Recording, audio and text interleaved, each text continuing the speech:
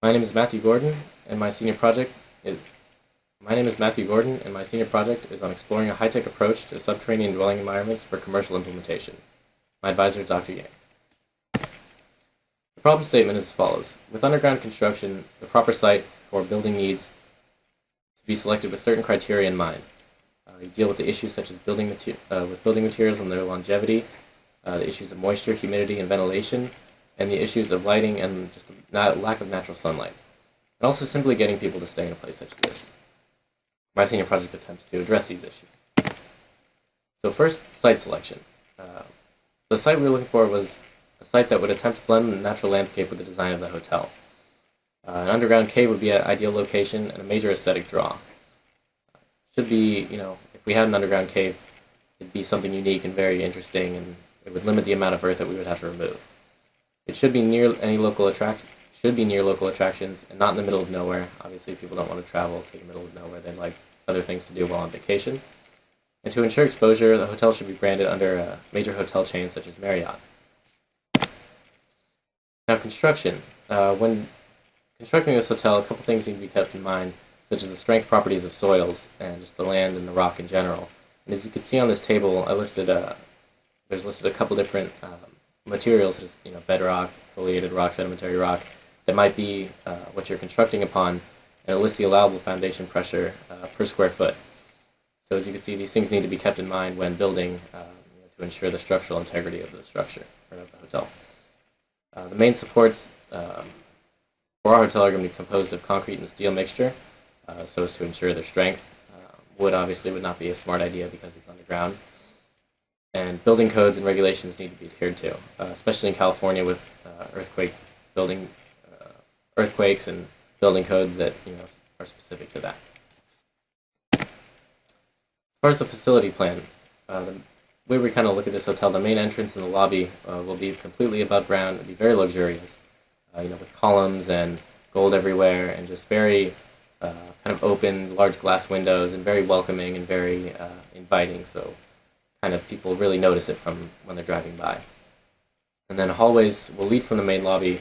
They will lead to elevators that will take guests to the sublevels of the hotel, be that guest floors or the hotel restaurant or other amenities of the hotel. So we needed to really calculate the square footage requirements for some of these amenities so as to meet certifications. So for example, with our 5-star restaurant that I was planning to have in this hotel, planning out for the minimum required square feet is something that really needs to be kept in mind because obviously removing more earth than necessary is not something that's advised, and it's also very costly and not a very smart thing to do. So if we can use as minimum square footage requirement as possible, that'd be to our benefit. So for example, for the restaurant, for dinner service, the restaurant will have the capacity to seat 80, and the cafeteria where the employees will eat and lounge, that will seat 20. So given that, we calculated 1,100 square foot minimum requirement, as you can see in the table below.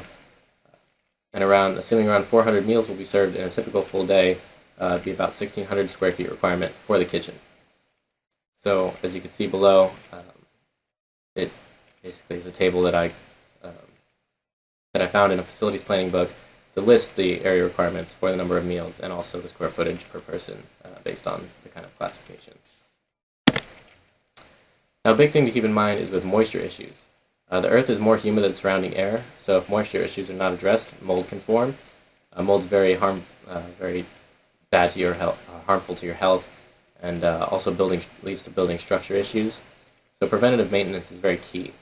Some things to keep in mind are using the proper sealing of all the jointures, using a low water rich cement mixture, and water stops, and also waterproofing materials such as the one pictured below, and which is kind of a membrane that would go over all the cracks and all the surfaces and just overall the building so as to reinforce that no water will get in. And also the use of proper drainage so that when it rains, the water doesn't drain and seep right onto the hotel. It goes away from it. A big thing that was dealt with in my senior project was humidity and ventilation issues. And this is something that I really found interesting, something that I really kind of focused on. And obviously underground or in a cave, there's very limited to no ventilation, and therefore can lead to exposure to excess carbon dioxide and suffering from a lack of oxygen. So a big solution to this problem is the use of energy recovery ventilation systems. And as you can see in the picture below, this is an energy recovery ventilator. What it does is it takes the stale air that's already inside your home and the fresh air from the outside and puts it in kind of a core, and it basically transfers the heat and moisture to the cold incoming fresh air. It uses basically the stale air to filter and cycle through with the fresh air. So it's basically using the stale air that's already in your home mixed with some air from the outside to filter through and produce fresh air and nice ventilation for your structure. Another big thing is lighting issues. Obviously, since there's no windows or views or access to the outside in the guest room or sub-levels of the hotel, lighting would be kind of a problem. With lack of natural sunlight causes depression, lack of energy, and just a somber mood. So a couple options we looked at were skylights, but they were too expensive. And so the other option was use a tubing system with reflective coating on the inside of these tubes. And basically the tubes would lead from the surface. There'd be kind of a funnel-like system on the surface, and it would gather natural sunlight and distribute it through these tubes. And all of these tubes would be connected and directed towards all the rooms or wherever the natural sunlight was requested. And obviously when there's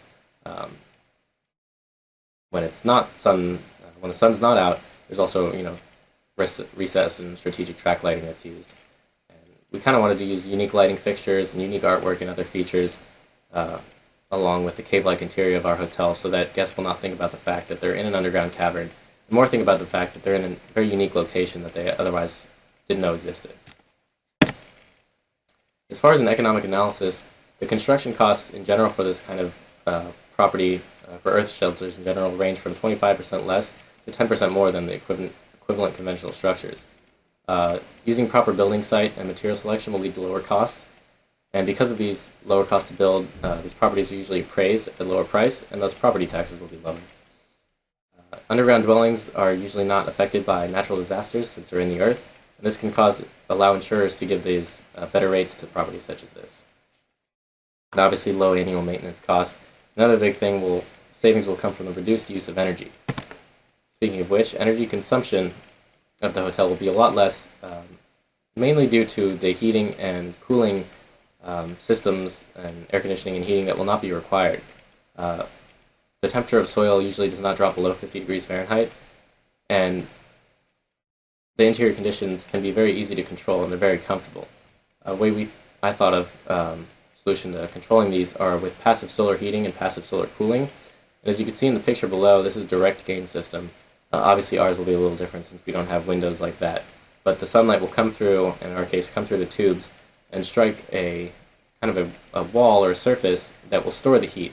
And whenever the temperature drops below, a certain, like below the temperature of the soil, which is 50 degrees or whatever you would like it at, these walls will heat up, will give off natural heat, and therefore a heating system is not required.